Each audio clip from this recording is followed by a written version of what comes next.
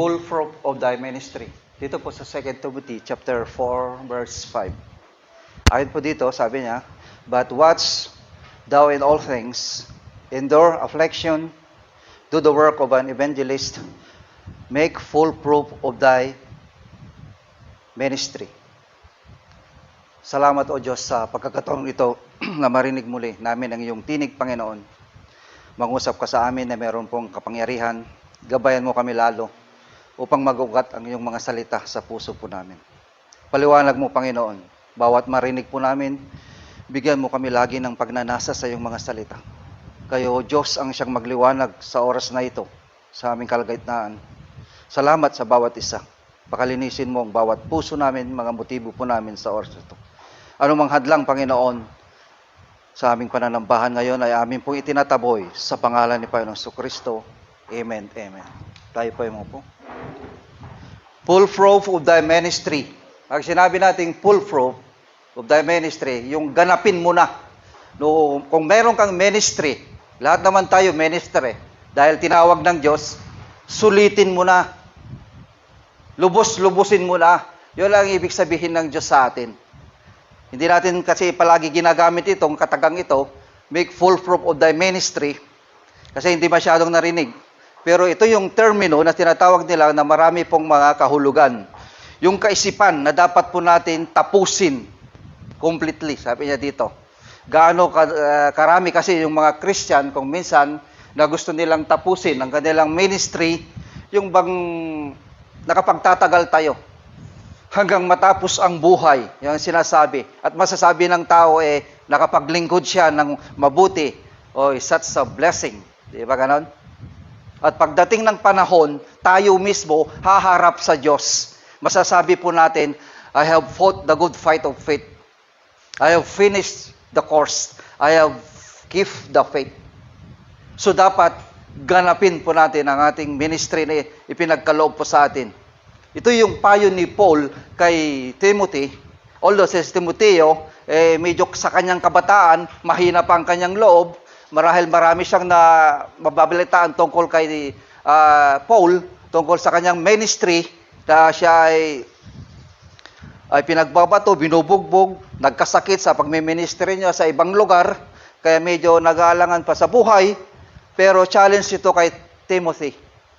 Sabi ni Paul, do not waste, sabi niya, a minute, but the full proof of thy ministry. Pag sinabi nating ministry, all for the Lord Jesus Christ. Ito yung sinasabi. Kaya sabi, whatever you do, do it for the glory of God. Yan ang sabi. Hindi basta sabihin mo na lang, Lord, gusto kong magkaroon ng ministry, gagawin ko ito para sa iyo to the fullest. Hindi lang yon. Hindi yung gusto mong matapos lang yung ministry dito with joy in your name. Hindi. Ministry is not something just to begin and then quit. Hindi po. Kasi maraming mga Christian, ganun they run AWOL. Alam niyo yung AWOL? Alam mo yung AWOL?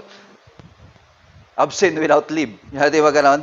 Tinatakasan nila ang kanyang ministry, tinatalikuran nila, hindi sila nagtatagal. But Paul is saying to Timothy, make full proof of thy ministry and make sure that you're not entering into something and then fading out along the way. Yun lang sabi niya. Gagawa ka ng ministry. Papasok ka sa ministry, hindi mo rin matutuloy. Alam niyo yung nangyari dito sa Lucas, yung nagtayo ng tore. Hindi niya natapos. Anong ginawa nila? Pinagtatawalan lang nila. So, you have to count the cost. Ito yung challenge po sa atin today. Lahat tayo gusto naman natin magkaroon ng good ministry that is one is pleasing to the Lord's sight and that is accomplishes much for the glory of God. So balit napakadali sa atin. Kung minsan, nawawala na tayo sa sentro, nawala na yung ministry po natin. Hindi natin nalalaman, wala na tayo pala. Huwag natin walain ang ating paningin. Kaya sabi dito, where there is no vision, the people perished. Sabi dito. Dapat nakatingin tayo lagi sa ating tagapagligtas. Kaya sabi niya, looking unto Jesus, the author and the finisher of our faith. Siya yung Alpha, Omega. Siya yung beginning and ending. Alam niya yung daan, alam niya ang laban po natin, at alam niya kung paano tayo tutulungan. Tatlong bagay lang na pwede nating pag-usapan dito for the ministry. Unang-una, okay, Watch, sabi niya, endure and evangelize. Pag sinabi nating watch, mahinahon man natin pinagmamasdan ang mga bagay, alerto tayo. Dahil may pananaw tayo dito sa eternal. Kaya yung magiging idea nito, kaya sabi dito, yung magiging matatag tayo, hindi tayo natitinag. Hindi natin inaalis yung layunin po natin, yung goal po natin. Hindi ito yung pansamantala lang, sandali lang. No, mapanahon man o hindi mapanahon, maganda man yung panahon o masama yung panahon, may pera o wala, dapat you watch, sabi niya. Ingatan po natin pinagmamasdan eternally to the calling of God. And so watch, maging matatag tayo. Ganyan tayo nabubuhay bilang mga Kristiyano sa pang-araw-araw. Ngayon, may mga kaisipan tungkol sa pagpapakita ng tao who is watching. And if you make full fruit of thy ministry, you must watch, sabi niya dito, for temptation. Watch for the temptation. Kasi sabi dito, be sober, be vigilant. The devil is like a roaring lion seeking someone to devour. And Matthew 26:41, sabi niya dito, magpuyat kayo at manalangin upang huwag kayong madaig ng tukso. Ang espiritu ay nakahanda ngunit mahina ang laman. So watch, sabi niya dito. Alam niyo yung sikreto, the victory over sin and the devil is to watch and pray. Yan sabi. Pag hindi natin ginagawa yan, mabibigo lang tayo, matatalo po tayo. Magsasalita po tayo na parang walang kabuluhan. Hindi tayo magliliwanag dito sa mundo. Yun ang sinabi na dito. Kaya ang rason kung bakit napaka-effective itong napaka-impluensya itong ginagawa ni Satanas sa atin para magkasala ng pagkasala, sapagkat kadalasan hindi natin ipinapalagay ang kanyang atake sa atin. Kasi ang kalaban po natin invisible, hindi natin nakikita, parang wala. Pero yung atake niya, yung pandaraya niya, nasa ilan lang sa mga idea po natin, nasa mood po natin, nasa mga impulses po natin, noon mga suggestion po natin. Hindi yan nakikita. Yan ang mga atake niya, dumadating po sa atin.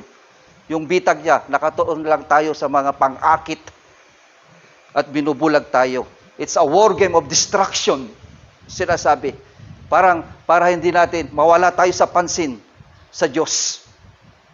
Kaya ang lunas, sabi dito, yung pagsisikap ni Taning sa atin is to watch and pray. Sabi niya, be aware of his attack so that we can resist. Ready to resist by the word of God, by the power of God. Kaya dapat unahan po natin, i-anticipate po natin. Ito yung influensya niya para hindi tayo magkasala. Kaya sabi, handa po nating sabihin no to them, yes to God's instruction. Diba? Kasi ang taong nagbabantay, alam niya, siya yung nakakalam yung salita ng Diyos na ang mundo ay hindi mananatili dito, lumilipas din. Alam niya na ito isang kamangmangan na magtiwala tayo sa mundo at kanyang nakakalangong mga pang-akit. Kaya nga sabi, ano ang mapapala ng tao? Makamta niya yung laman ng buong daigdig. Kapalit naman ang kanyang buhay. Bakit yung tao paulit-ulit na nagkakasala? Sapagkat hindi nagbabantay. He's not watching. Palagay nila, kaya nila. Palagay nila, tiwala sila sa kanilang mga sarili. No. Mas malakas po ang dyablo kaysa sa atin without the power of the Holy Spirit. Kaya yung mga ibang Christian, hindi nag-iingat, babalik tayo sa dati nating ginagawa. Mabibigo lang tayo, mga kapatid. Mawawala yung testimony natin. Hindi natin magaganap ang ministry na pinagkaloob po sa atin ng Diyos. So pasalamat tayo. Meron tayong passage like this. Di ba? So what's the area? What's the area of temptation? Whether that temptation is cheating o ano man yan, sa larangan ng immoralidad o sa larangan ng katamaran, to take advantage every moment, guard every relationship. That is how it displays. Watch the temptation and watch for the error. Error. Kaya sabi dito sa Matthew 7:15, mag-ingat kayo sa mga bulaang propeta, nagsisilapit sila sa inyo na anino yung mga tupa, ngunit ang totoo ay mababangis na asong gubat. Sabi niya dito sa 1 John 4:1, mga minamahal, huwag niyong paniwalaan agad ang bawat nagsasabing sumasa kanilang espiritu. Sa halip, subukin muna ninyo upang malaman ninyo kung mula sa Diyos ang espiritong sumasa kanila. Hindi dahil nagsuso siya ng damit ng propeta, ibig sabihin propeta na siya. Hindi dahil sinasabi niya, oh, ito yung sinasabi ng Panginoon. Hindi ibig sabihin, nakakausap niya yung Panginoon. Kaya sabi dito, test the Spirit if they are of God. Kung talaga ay sumasa kanila ang Diyos.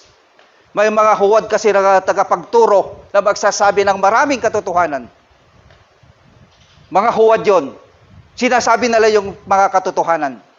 Kasi pag huwad sila, pagsasabi sila ng kasunungalingan, ibig sabihin, wala nang danger. Wala nang magtatangkang makinig sa kanila. So of course, katotohanan, sasabihin nila, may halo. Di ba? Diba? Karamihan sasabihin nila, hindi rin totoo.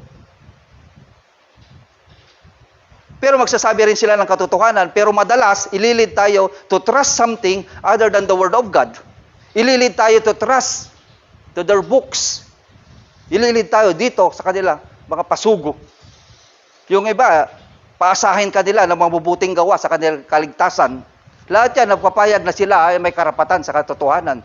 So better watch out. And better not cry. Watch out for their error, theologically. Yung mga doktrina nila, ibig sabihin, ganun yung iba. Kahit tanungin mo yung iba, naniniwala naman sila kay Jesus. Naniniwala sila sa mabuting balita, kaparehas ng pinaniniwalaan mo. Yan ang sasabihin po nila. Pero hindi nila sasabihin na naniniwala sila kay Jesus na kapatid niya si Satanas. That's the belief of the Mormon. Diba? So what's their error? Try the Spirit to see whether they of God. Higit pa yan, sa sulat dito ni Paul kay Timothy upang tulungan na bantayan dito sa kanilang iglesia at makatitiyak sila na hindi makapasok ang mga maling aral doon sa mga iglesia nila. Since the time, ganun din na ginagawa ni Adan at saka si Eve. Anong ginawa ni si Satanas? Sabi niya, sabi ng Panginoon sa kanila makakain nyo lahat ng buwang kahoy, wag lang nung nasa gitna. Anong ginawa ni Adan at Eva? Yung nasa gitna, pinagtripan nila, itong dalawang adik na ito. Kaya nangyari, yun, binulungan sila ni Satanas. Totoo ba yan? Hindi. Pakikilala nyo nga yung totoo at saka hindi Pakikilala nyo yung mabuti Sabi niya. Gayon din. Kaparehas din ng diablo na yan na magsasalita para sa atin. Kaparehas din yan na magdidikta sa atin. So kailangan tayong magbantay sa kanilang theological error. 2 Timothy 2:16. Iwasan mo ang mawalang kabuluhan at malalaswang usapan sapagkat gumagawa niya na lalong nalalayo sa Diyos. So what's these things? Isang pagsasayang lang yung panahon in full fruit of our ministry. Watch. Number 2, endure. Endure. Endure affliction, sabi niya. Like a good soldier, sabi niya sa 2 Timothy 2:3, magpakasakit ka tulad ng isang mabuting kawal ni Kristo. Hindi naman tayo siguro kagaya ni Timothy kung gaano kasigasig sa kanyang ministry, pero alam nyo, lahat tayo bilang mga Kristiyano, tinawag po tayo magiging sundalo ni Kristo, the soldier of Christ. Kasi nagpa-enlist po tayo, nagpatala po tayo sa God's army to fight for the Lord under His banner, under His purpose, and under His glory. Kaya sabi niya, endure hardship. Umaasa tayo, ibilang mo yan. Na alam mo na darating yan, ready na tayo, mabihasa tayo, masanay po tayo, matyaga po tayong magtitiis, lalong-lalo na sa ating ministry. Pero dahil sa ating pananalig, mawawala din yan. In due season, sabi dito. Kabilang mga sundalo, ibig sabihin, iniwan na natin yung pagiging sibilyan. Iniwan na natin yung dati nating pagkatao. Diba? At walang pag-aalinlangan, isang pong karangalan at isang kadakilaan na tayo po yung mga sundalo ni Kristo. Pero most importantly, yung paglilingkod po natin sa Diyos. Yung service po natin. Kaya nga tinawag po tayo maging sundalo. Pumasok tayo, wala nang atrasan. Di ba? Pumasok tayo sa paglilingkod. Huwag na tayong aatras. Huwag mo nang balikan yung dati, mga kapatid. Yung mga dating hindi mabuti, huwag mo nang balikan. Kaya nga sabi ng Panginoon, ang nag-aararo ay lingon ng lingon sa likod ay hindi karapat-dapat sa karyaan. Ay ito yung bagay ni Kristo. Kagaya rin asawa ni Lot. Alam niyo sa asawa ni Lot? Kaya sabi ng anghel sa kanila, wag na kayo. Sige, tumakbo na kayo. Dahil gugunawin na ni Yahweh itong bayan na ito. Wag niyo lang balikan yung mga naiwan niyo. Wag kayong lumingon. Pero ang ginawa ng asawa ni Lot, lumingon secretly. Dahil meron pang paghahangad na iwan niya. Pero anong nangyari sa kanya? Nagiging haliging asin. Gaya ng mga butil dito na natatanim sa tinikan. Hindi na tayo involved sa mga alalahanin, sa kabalisahan sa buhay. Hindi na yon. Sundalo na tayo mga kapatid ni Kristo. Wala na sa panahon natin mga ganyan. Hindi na tayo nag-aalala sa mga anumang issue sa buhay po natin, dumarating sa buhay po natin. Mayroon tayong ipinaglalaban at dapat tayong lumaban. Ganun ang sinabi na. Ganun ang mga sundalo ni Kristo. Kaya sabi ni Paul, tungkol sa katulad na karanasan dito si Demas, sabi niya dito, second, iniwan ako ni Demas dahil sa pagkahumaling sa mga bagay sa sanlibutan. Si Demas, ito hindi nakapagtiis sa kahirapan sa ministry, sa kasamaang palad, yung madali at nakakaliw na buhay, yun ang kanyang pinili. Yun ang nakakatukso sa atin kung minsan. Kaya pag tayo'y tinawag para sumunod kay Kristo, wag na nating wag na natin iwanan yung tungkulin po natin, wag na nating talikuran yung tungkulin po natin, sapagkat yung mga tao kung minsan dumidepende sa atin, sila yung magsasuffer sa atin, mga kapatid. Di ba? Hindi man madali yung ministry, pinag-uutos, pero sabi niya, endure hardship. Ang katotohanan sa mga bagay na ito, may mga sandali talaga sa buhay po natin na walang iba ang ginagawa po natin kundi magtiis ng kahirapan. Pero salamat na lang, sabi ng Panginoon sa atin, tinutulungan tayo. Be strong in the grace of our Lord Jesus Christ. Magpakalakas ka sa biyaya. Ang tao kasi gusto niya mawala yung mga alalahanin niya. Mawala yung mga affliction niya sa buhay. Pero yun ang gusto ng Panginoon. Bakit? Para lalo tayong mapabuti, mga kapatid. Yung ginagamit niya yung mga affliction na yan. At lalo tayong magiging matibay. Kaya ito yung kahulugan ng endure hardship, endure affliction. Para lalo tayong tumibay. Paano natin magaganap ang ating ministry? Paano natin may papakinata tayo tapat? Pag dumating yung mga pagtitiis po natin. Kagaya ni Paul, sa kanyang physical affliction, 2 Corinthians 4:8, sabi niya dito, ginigipit kami sa kabi-kabila, ngunit hindi nagagapi. Sabi niya dito, kung minsan nag-aalinlangan kami, ngunit di nawalan ng pag-asa. Ito ang kanyang physical affliction. Nawasak yung barkong sinasakyan niya, hinampas siya, pinagbabato siya, akala patay na. Pero the next day, naglakad na naman ng milya-milya para lang ipangaral itong mabuting balita. Ikinulong na naman doon sa Philippi. Matapos nangaral muli ng Ebanghelyo, lalo nagpasakop sa Diyos. Ito yung tao na pwede nating matutunan kung paano siya nakapagtitiis sa kanyang physical na pagdurusa. So, making full proof of your ministry. May mga kabigatan talaga sa puso po natin. Nakikipaglaban tayo sa mga issue sa buhay. May panahon sa buhay na natatakot po tayo. Anong sabi dito sa Psalm 56? Kapag ako ay natatakot, o aking Diyos na dakila, sa iyo ko ilalagak ang pag-asa ko at tiwala. Hindi po kasalanan na tayo po ay matatakot. Hindi kasalanan na tayo po ay magkaroon ng takot. Ang kasalanan po ay kung tayo'y natatakot, hindi tayo nagtitiwala sa Diyos. Yun po ang kasalanan. May mga panahon kasi natatakot tayo, hindi lang sa takot, kundi may kabigatan po tayo sa buhay. Pero salamat, nakapagtitiis din tayo, di ba? Hindi tayo umaayaw. May kasabihan tayo, di ba, na ang umaayaw ay hindi nagwawagi. Yan ang katapatan na dapat po natin makita. Nakapagtitiis po tayo sa kahirapan, di ba? Sa ating ministry, sa harap ng Diyos. So endure hardship. Kaya para ganun, binibigay sa atin ng Panginoon, para lalo tayo lumakas, tumibay. Yun. And last, dali, no? Evangelize. Yun. You cannot full proof of your ministry if not a life of evangelism, sabi niya. If you're not witnessing for Jesus Christ, you are wasting our lives, sabi niya. Kaya nga sabi dito do the work of the evangelist. Kaya meron tayong soul winning. Nagwi-witness po tayo. Alam nyo, bilang isang Kristiyano, ang kahalagan po ng evangelism yan. But sad to say, ito yung kahinaan, ito yung mga kakulangan ng mga churches kung minsan. Kung ginagawa lang natin dito bilang responsibilidad, maraming pagkakataon siguro makarinig yung mga tao ng salita ng Diyos. Lalong uunlad ang isang churches pag ganun. Lalaki. Kasi may mga churches kung minsan hindi sila aktibo sa soul winning program.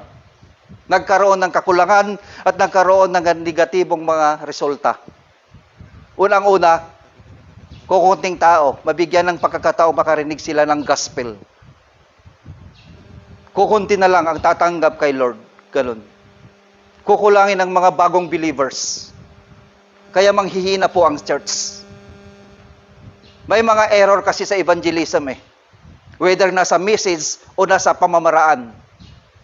Yung iba, ginagawa nila yung gospel. Very simple na lang. Yung tinatawag nilang easy lang, na believism, sabi niya. Sasabihin nila sa isang makasalanan, just to repeat this prayer, o itaas mo yung kamay mo. Pagkatapos, okay.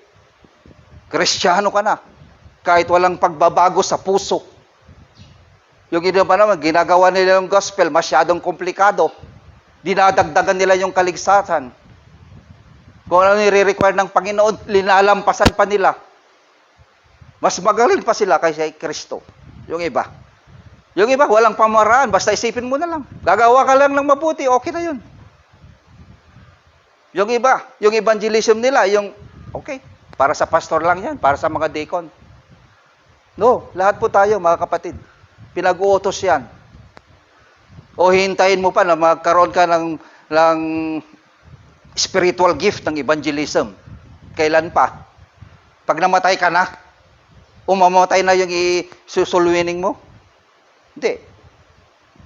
Utos yan ng Panginoon. Kaya nga sinasabi dito kaya humayo kayo at gawin ninyong mga alagad ko ang lahat ng bansa, bautismoan nyo sila sa ngalan ng Ama, Anak, ng Espiritu Santo, at turuan sumunod sa lahat na pinag-uutos ko sa inyo. Tandaan nyo, ako'y laging kasama ninyo hanggang sa katapusan ng mundo. Ito yung utos ng Panginoon. Bakit? Para mahalin po natin yung mga nawawala. Hindi ba? Dapat yan ang mag-uudyok po sa atin. Na maawa rin tayo sa mga pangangailangan ng iba. Ano yung pangangailangan ng iba? Yung greatest need nila. Di ba yung eternal salvation? Mahalin natin sila sapagkat tayo rin, naligtas tayo, minahal din tayo. Hindi ba? I-share sila sa yung gospel para sa atin. I-share din natin sila. And love also for God. Yun ang pinaka-ultimate motivation po natin sa evangelism. Na makikita yung Diyos na maluluwalhati kung tayo po ay nag-i-evangelize. He is glorified when the truth about Him known and to be known. Yung malaman nila, marinig nila yung salita ng katotohanan. Yan ang desire natin. Mag-glorify po natin ang Diyos. Kaya nga meron tayong evangelism, soul winning. Pinoproclaim po natin yung katotohanan.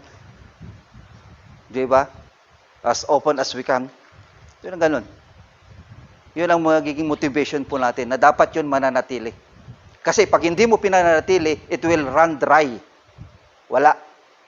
Matutuyo. Kung talagang tapat tayo mag-evangelize, in spite may mga rejection talaga, meron talagang opposition, meron talagang hindi makikinig, may even persecution. Pero yung pinaka-deepest natin motivation must be glorify God. Ano sabi? Kaya sabi ni Paul kay Timothy, if you gonna make full fruit of your ministry, don't you ever let go evangelism. Don't you ever forget that there are a lot of people who needs Christ.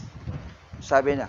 Kaya sabi sa Romans 1:16, hindi ko kinakahiya ang mabuting balita kay Kristo sapagkat ito ang kapangyarihan ng Diyos na ikalaligtas sa bawat mananampalataya. Never be ashamed of the gospel of Jesus Christ. Ano yung gospel? Pag sinabing gospel, the death, the burial, and the resurrection of Jesus Christ. Kung Kristiyano ka, alam mo yan. Hindi mo dapat ikahiya.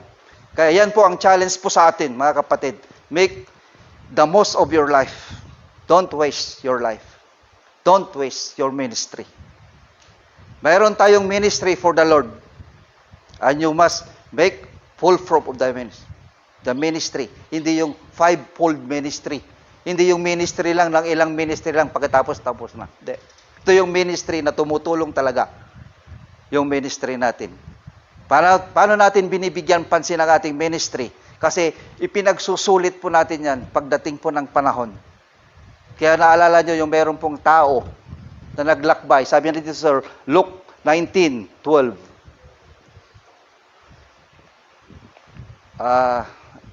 Madam, please. May isang taong mahal na taong nagtungo sa malayong lupain upang gawing hari at magbalik pagkatapos noon.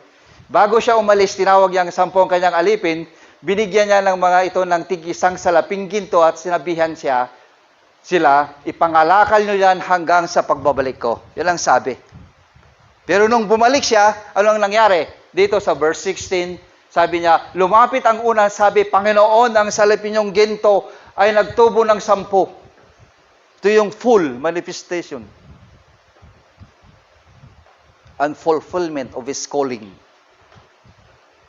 Dumating naman yung pangalawa, Panginoon, ang iyong salaping ginto ay nagtubo ng 5. So nagkaroon ng partial fulfillment. At yung pangatlo, Panginoon, ito na pong salaping ginto, binalot ko at itinago. Walang manifestation. Di ba? Ito yung mga tao.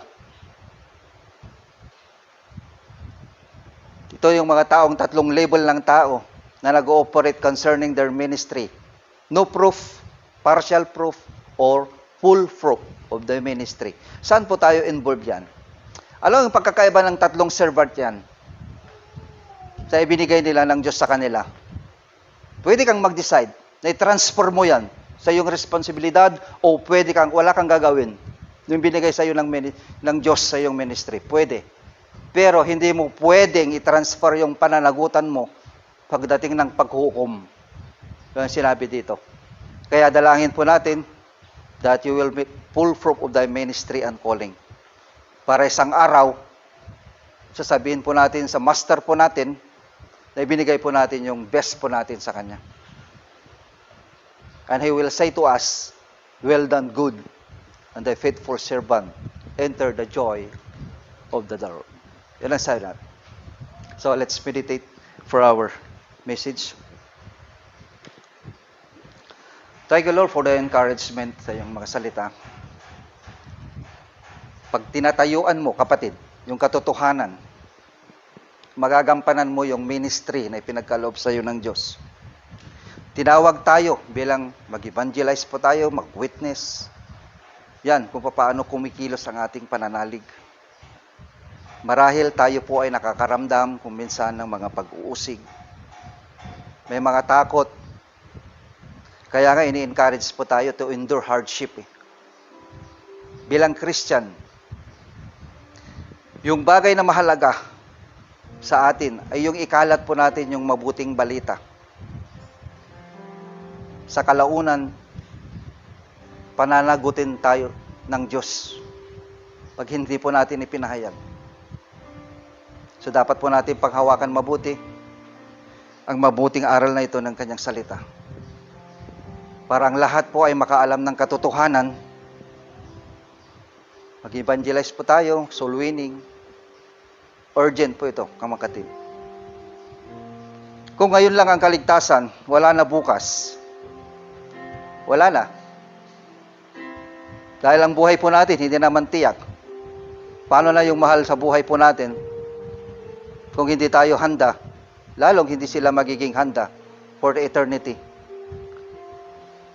Tinawag tayo bilang fishers of men, so watch, endure, evangelize.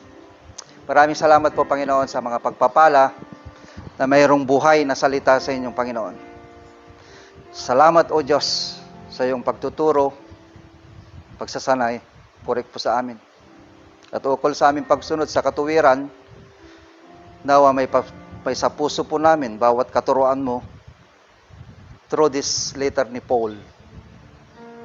And we pray, Panginoon, na matutunan po namin to be watchful in all things, endure hardship, and do the work of evangelist. Protect us, Lord, from lies, from evil, and false teachers, Panginoon. Bayagan mo kami, Panginoon, na makipaglaban po kami sa mabuting pakikipaglaban ng pananalig. Dahil para sa iyong kapurihan at kaluwalhatian. Maraming salamat sa umagang ito, sa iyong pangunguna. In Jesus' name, Amen.